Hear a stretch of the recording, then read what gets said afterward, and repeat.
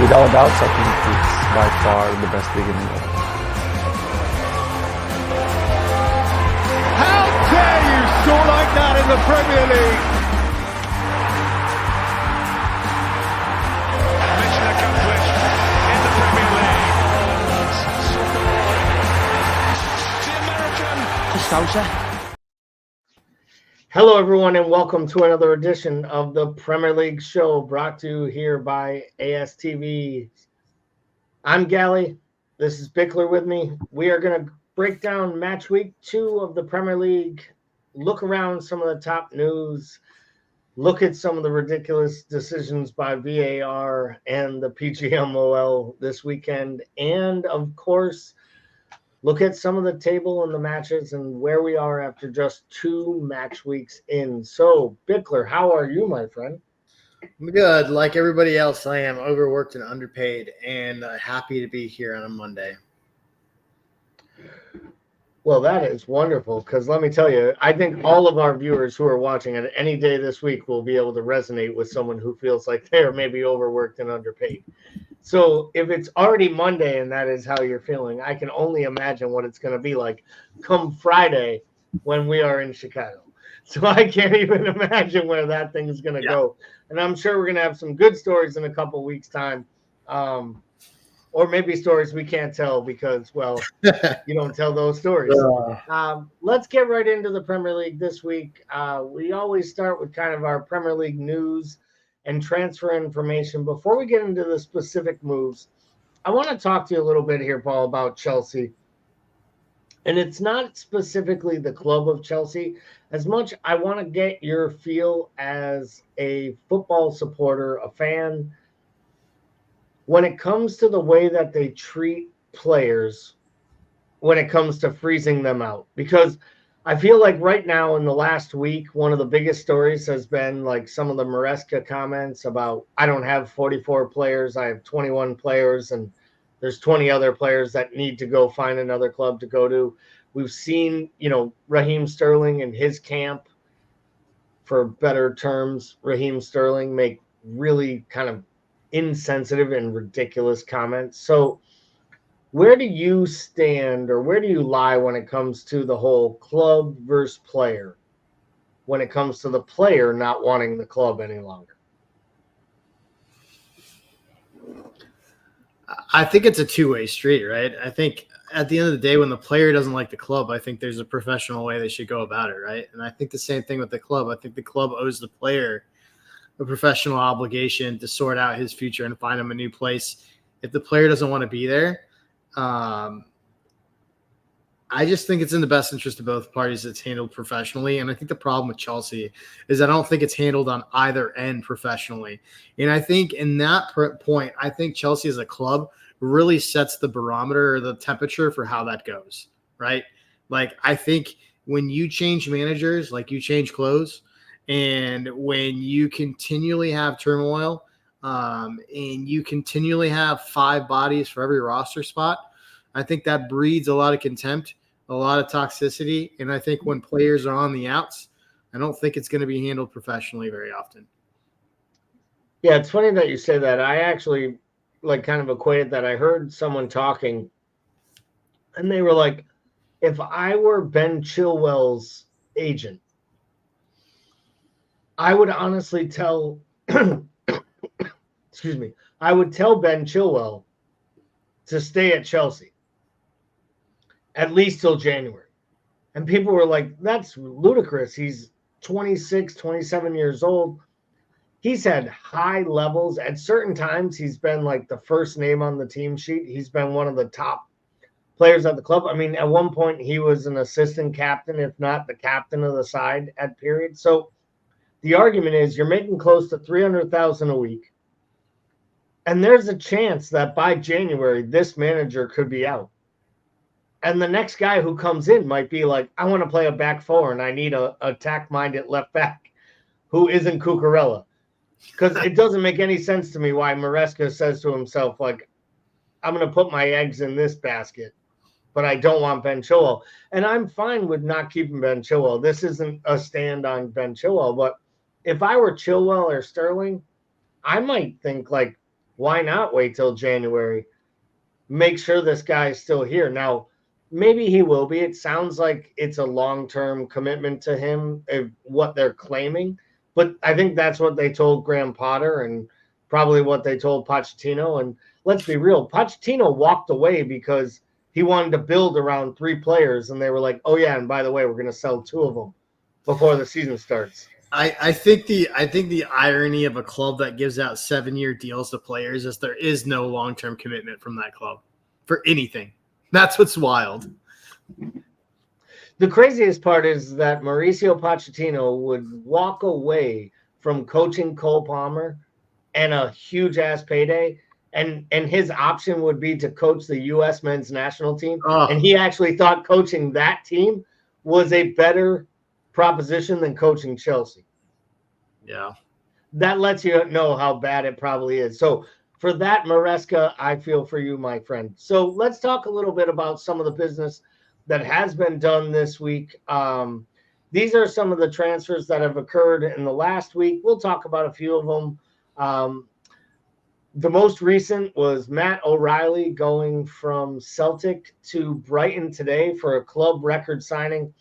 Brighton's made 2 record signings in the same summer. They're really trying to either give the new young manager everything he needs to win or just make De Zerbi's head explode somewhere in France. But this is a really, really nice signing. And, you know, I made a comment in our Discord channel the other day talking about Liverpool, how Adam Wharton got signed out of the Championship. And, you know, this kid's now being signed out of Celtic. You've seen these great, you know, Morgan Rogers got signed out of the Championship last year by Aston Villa. Like, there are gems out there.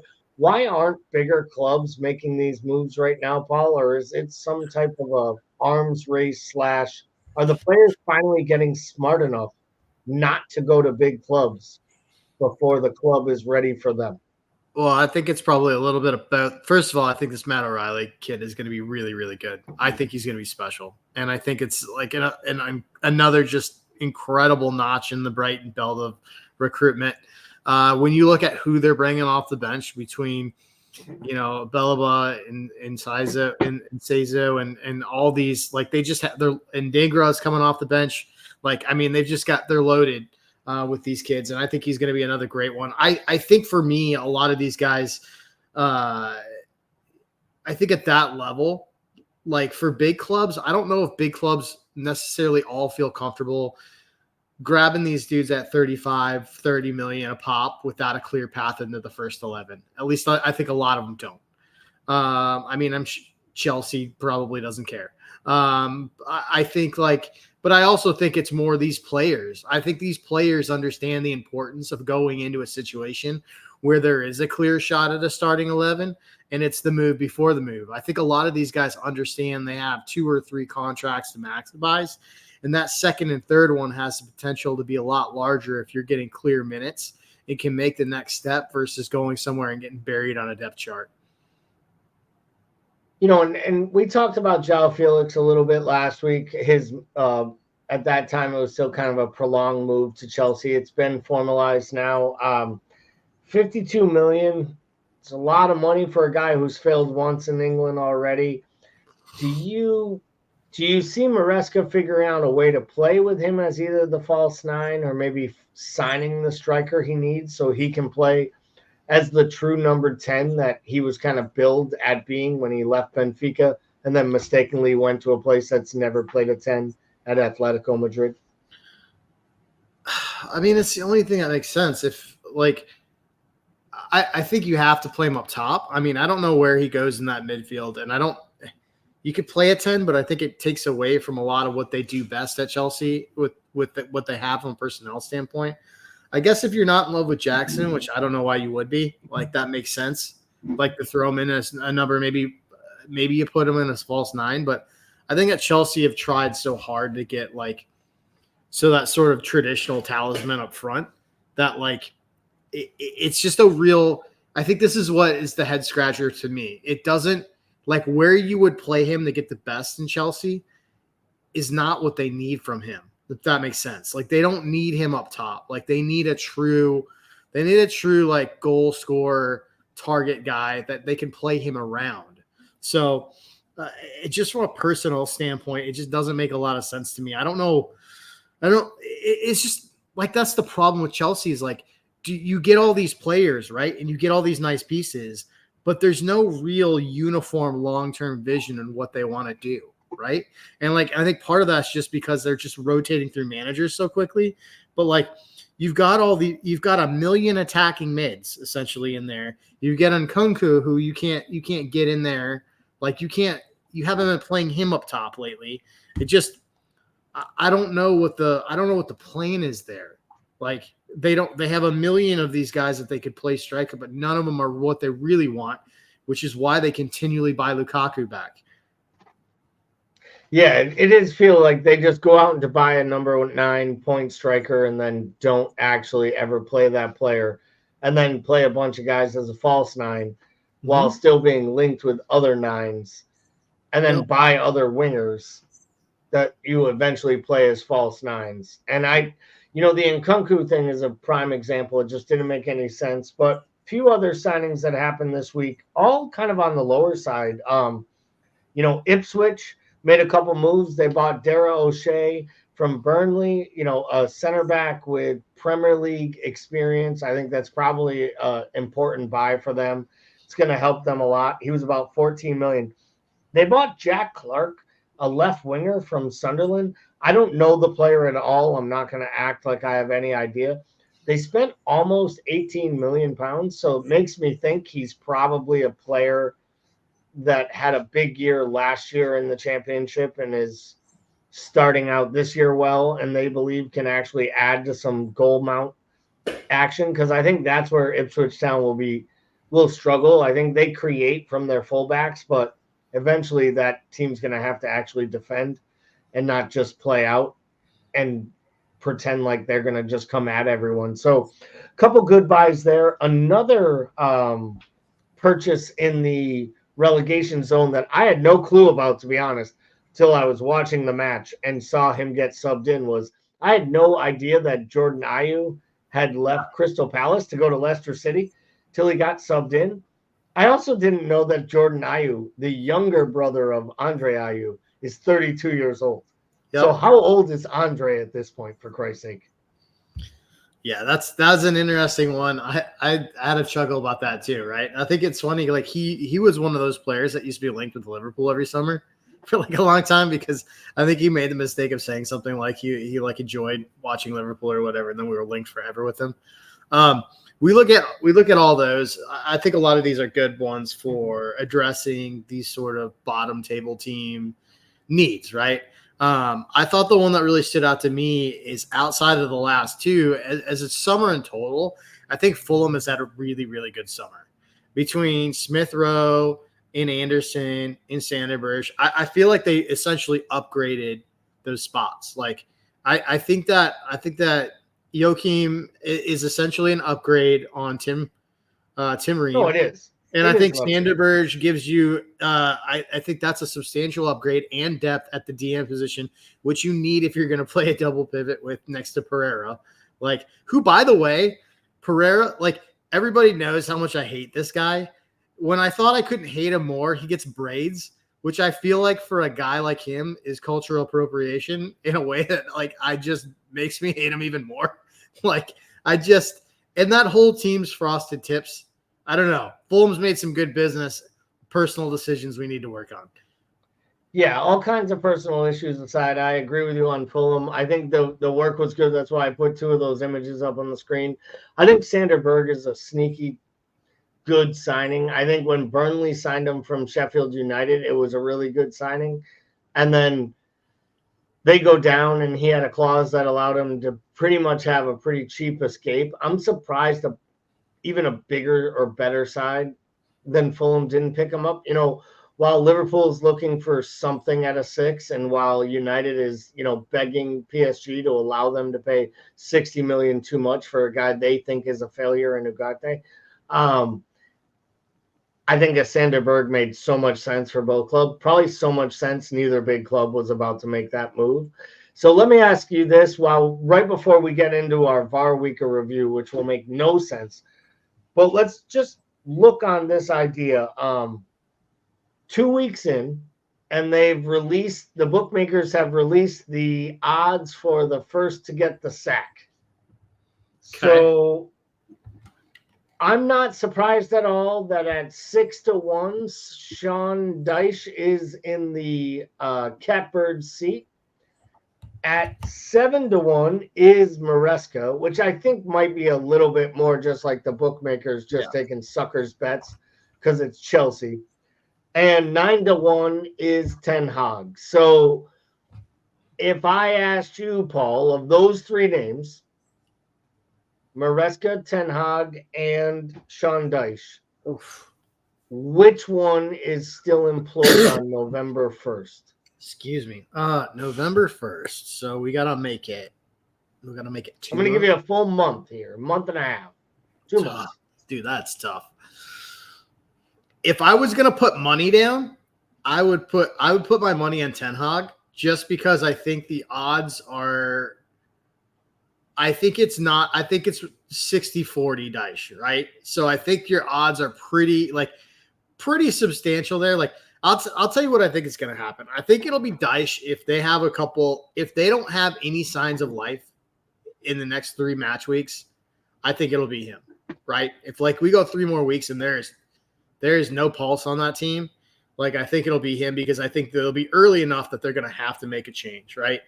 I think if they even show a remote sign of life, I think he gets a leash that not a lot of managers would just because of his ability to scrape off the bottom like he's done for so long.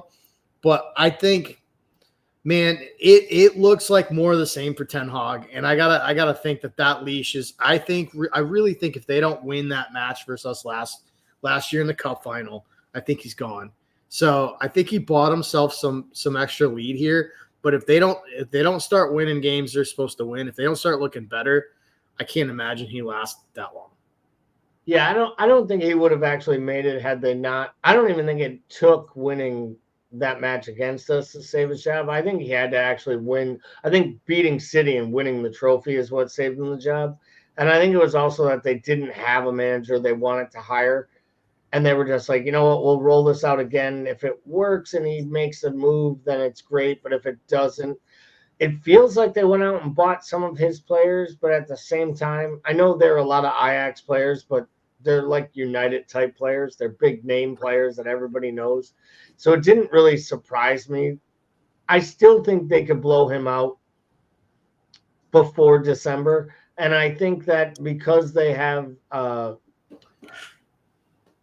Van Nistelrooy in the coaching staff, they have a replacement to become a head coach that's been a head coach. And I think that's a really big key too, is that they almost did this knowing what could happen if it didn't go right. Right. And I think because of that, I would probably say it might be Ten Hag. I think Maresca will make it at least till the second half of the year unless the wheels on that bus come off. And we saw on Sunday that it can work there. If things go right, there's enough talent in that Chelsea side for them to get some results. As you like to say in Discord, they still may be trash, but they are trash that can score goals. And if you can score goals in this league, you can win. And God, if they are trash, what are Wolves? But we'll get to that at a later time. Let's get into our week 2 in review, VAR.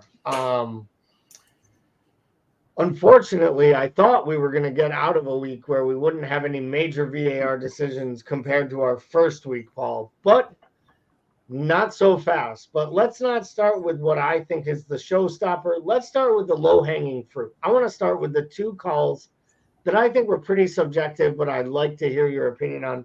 One being obviously Vardy's goal or Feist's goal being called onside and an acceptable goal, though Vardy clearly is standing in an offside position. I like the call by VAR because they look at it with a real brain, and they're like, side official called it. He doesn't really have a good view. Look at the monitor. The keeper can see 2.5 feet over the defender or over the offensive player. Nothing stopped him. No stopping this. Goal. What say you? Yeah, I like it too. It's like a return to common sense, right? Like, so if the player's not there, does the goal likely happen? The answer is yes, right? Like the ball comes in, it's to the side, to the right. Vardy's kind of to the left. Like there's no direct blocking the line of sight for the keeper. Like, yeah, I think we just made it simple, which is what this thing needs to do. It just needs to revert back to common sense sometimes.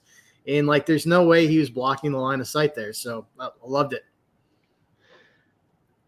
So this next call, I don't think there's any question whether or not it was the right call. And we're just going to talk about it just in case a United person is United supporter is watching or listening for the pure schadenfreude of laughing at them again. But Garnacho's goal that Xerxes taps the ball in from an offside position. I've actually seen players, like former players, talking about how like this is what's wrong with rules in the game. Like it shouldn't be chalked off. The ball is going in the net. Like I've seen actual like multiple, and some were even like I think there were like two former Liverpool players saying I would have been okay with them allowing that goal to happen. By letter of the law, we all know it's offsides. Is there any form of we allow subjectivity at some levels in this sport to come into play?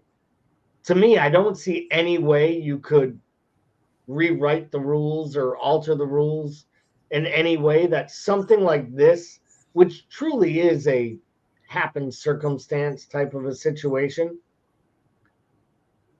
to me, this always would come back to what happens if then the guy taps it in from an offside position and you're like, oh, but the ball was going in anyways, right? Like, is there anything that could be done here in this situation? Because by all accounts, I mean, it was a good goal by all accounts, other than the idiot ran into the ball before it went in.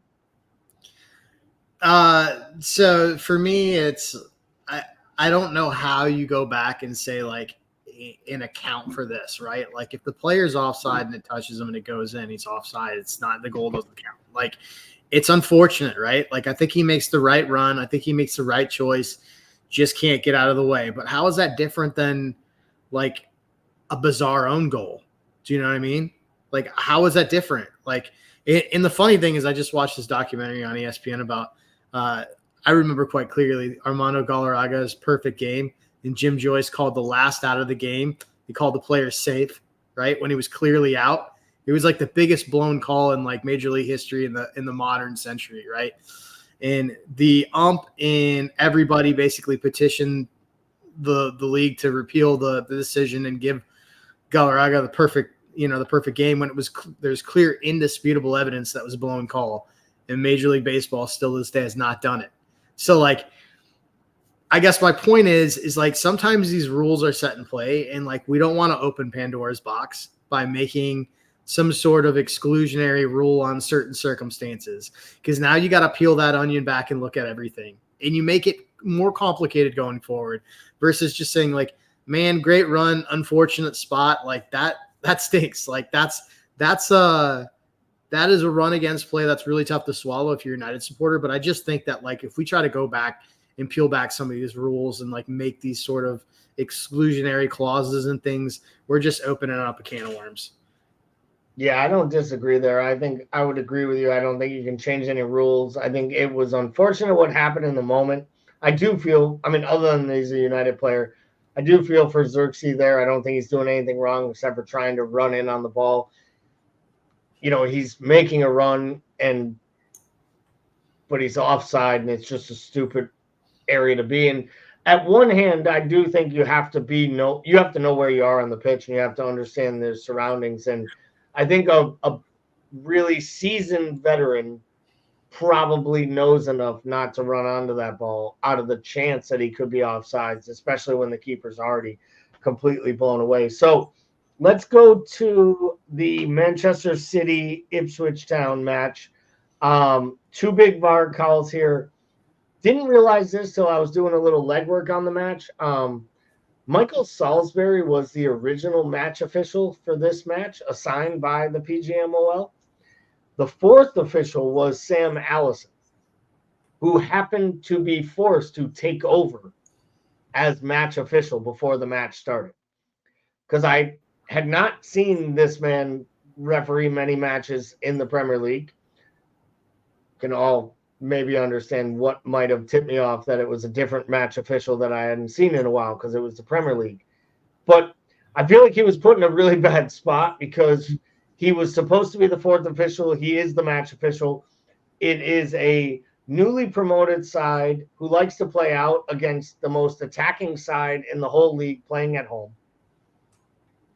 Early in the match, there is an incident where, in my opinion, he should have seen it was a penalty and called the penalty, in which he didn't call the penalty, which was David Coote, who we will get to in a bit in this discussion. But David Coote's on VAR. David Coote recommends to Sam Allison, who I will guarantee is not a mate of his or anyone he's trying to protect, should go to the screen and check out what just happened against Savino or Savio, however you want to pronounce it. So I will say Savio because that's easier.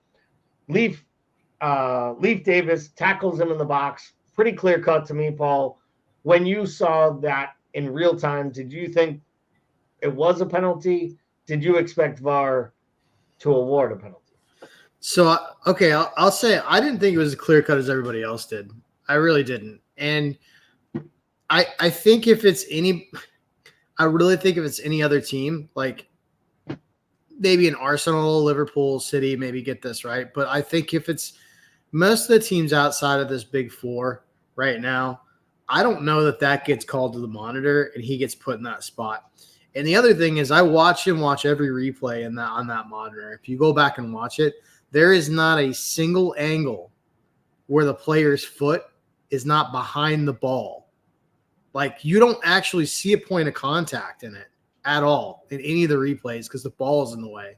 We're getting an angle like sort of off to the side, like off to in front of the player, slightly off to the right at an angle where the ball is behind both feet. And like, I mean, you can assume there's contact there, but I would have loved to have seen it. And I think he got put in a really bad spot. I don't think we got good angles on it. I didn't think it was as clear cut as most people did. So you fast forward to the next penalty incident down the other end of the field. Not only is it not awarded, VAR takes a look at it, doesn't think it's even worth looking at. Funny part is this time it's Savino on Leif Davis as he's taking him down in the box. And to me, that one looked even more of a penalty. And it's not given. Is this big club, small club, where we're at in this league? Is this just the inconsistency of the rules being adjudicated? Where do you stand on this? I mean, I think it's probably inconsistency, but I think when the inconsistencies consistently favor a couple teams in this league, that's where it starts to annoy me. Well, speaking of some of the teams that may find inconsistencies, one team that will always feel aggrieved and has made it very clear is Bournemouth. Not to the level of Wolves, but Bournemouth does feel like it hits them hard. And I saw the manager after the match talking about just how disturbed he was by this. I think he actually told the story about taking a woman out for a date and having her like leave after dessert, like before, like literally like left while he was having the date with her. Like he went to the bathroom and she left. And he actually said, I wasn't as disappointed as I was with today's decision. It was one of the great, like those post-match quotes where you're like, something got lost in translation, but I'm picking up everything you're putting down, sir. So those of you who haven't seen it, Bournemouth had a 92nd minute winner chalked off for what was deemed a factual handball, which by rule means it's not a decision of question. It is not anything that could be decided by the referee. It wasn't about where it was. It was a guaranteed handball. Paul, you have seen this replay. We have all seen this replay. Is there any way that Tim Robinson, the VAR, had a reason to determine that was 100% unequivocally a handball, and therefore David Coots' call on the field should not stand. The only thing that I can think is he thought the player was wearing a tank top because I thought the rule was always the shirt sleeve, right? It's clearly above the shirt sleeve onto the shoulder. I don't even get it. And I think the Bournemouth manager wore his own shoulder out trying to demonstrate. But I feel for Bournemouth there because it's such a bad call. In the explanation of of why the call is even worse than the actual call itself. So, and I think that's where VAR really does the double whammy is when they get it wrong and then the explanation is also wrong. That's when it gets really, really frustrating for everybody involved. Yeah, I haven't seen anyone defend it yet. I haven't seen anyone try to make amends for why it was a good call. All I've seen is just blatant misuse of VAR. So if we fast forward about 3 minutes in this match, there is a moment where Bournemouth tries to basically counter. Newcastle is putting on a little bit of pressure. I think they have a corner or something. The ball goes into the keeper, and Neto is clearly about to try to release them on a counterattack. At which point, Joe Linton literally reaches around by the neck and straight up WWE fans will understand, JBL clothesline from hell this guy to the ground. And he grabs a goalkeeper by the throat, and you can see it by the face, and throws him to the ground. The ref sees it, gives a yellow card. Is there any way in this game today where Schär is sent off last week for a pseudo pantomime headbutt that Joe Linton doesn't march immediately for grabbing another player by the throat? And the fact that VAR didn't even is this just it's insane? It gave a yellow?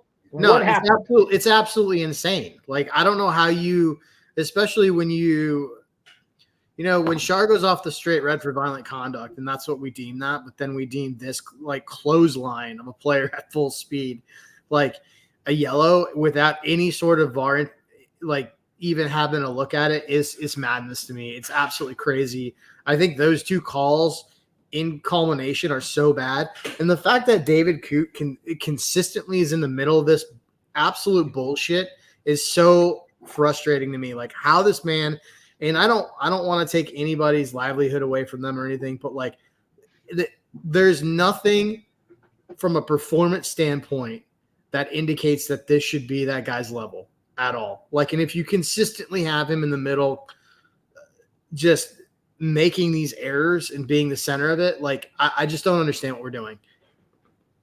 Yeah, I would argue, as bad as the handball decision is, I think the non-giving of a red card is actually worse, is a worse form of VAR, because at least in the instance of the handball, taking it off for the, factual handball, that person made a mistake in the application of a rule. Mm-hmm. I can live with that.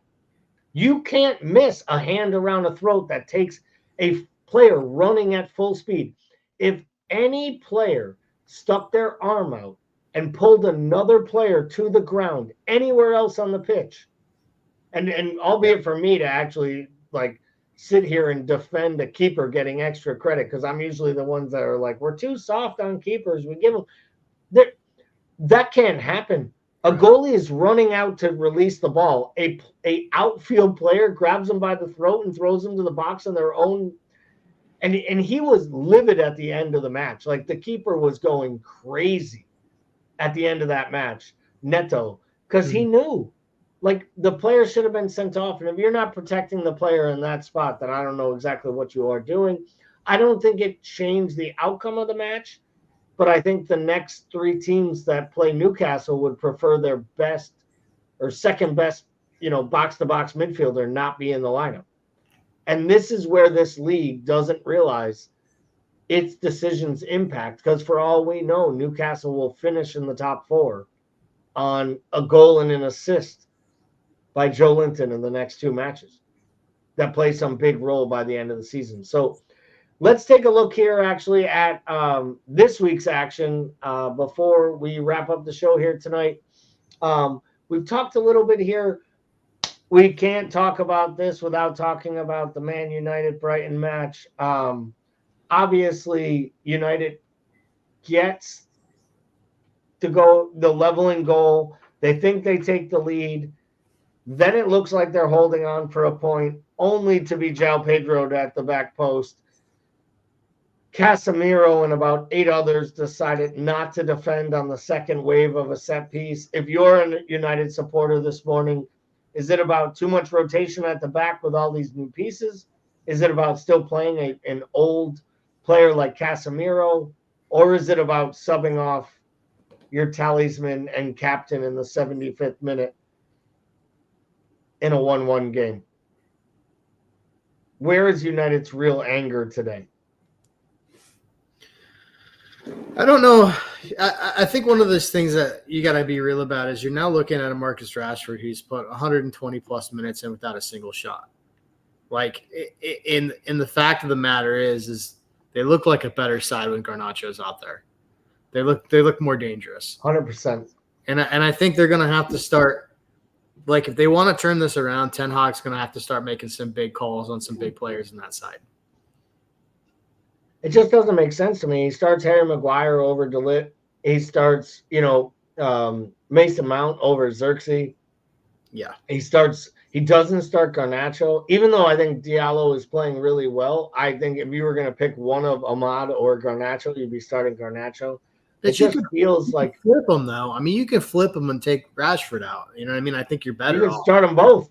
Yeah. I think the problem is they really want Højlund there through the center and Bruno playing in the 10, and Mount is just done. I mean, it's scary because I was a big Mason Mount fan and supporter, so it drives me crazy to see where he's fallen off. But I don't know if it's him or if United does that though. I think Mason Mount can move and do great things. I think Mason Mount was 2 years prior Cole Palmer. You know what I mean?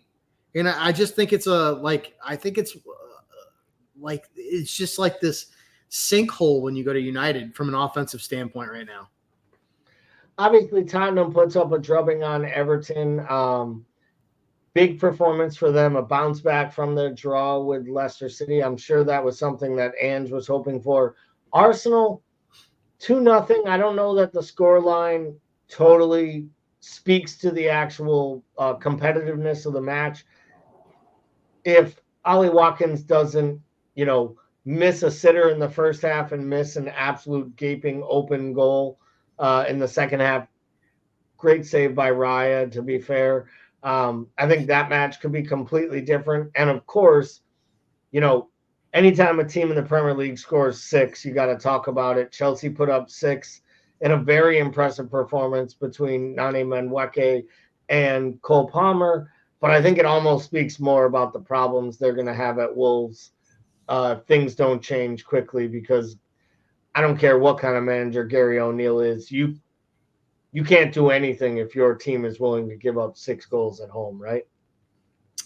Yeah, well, I think they just I think the thing that's probably alarming is the fact that team just basically gave up. Like you saw 4 goals in 15 minutes or something like that. It was just they just basically shut off, which has got to be the concerning thing there.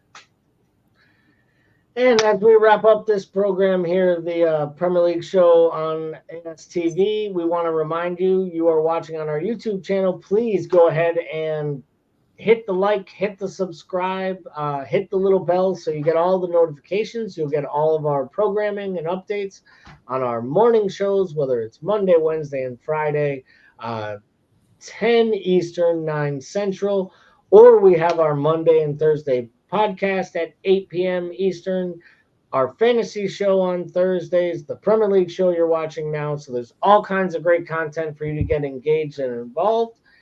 For myself and Bickler, we want to say thank you for watching. We will be back next week with another edition of the Premier League show, and we hope you all have a great week.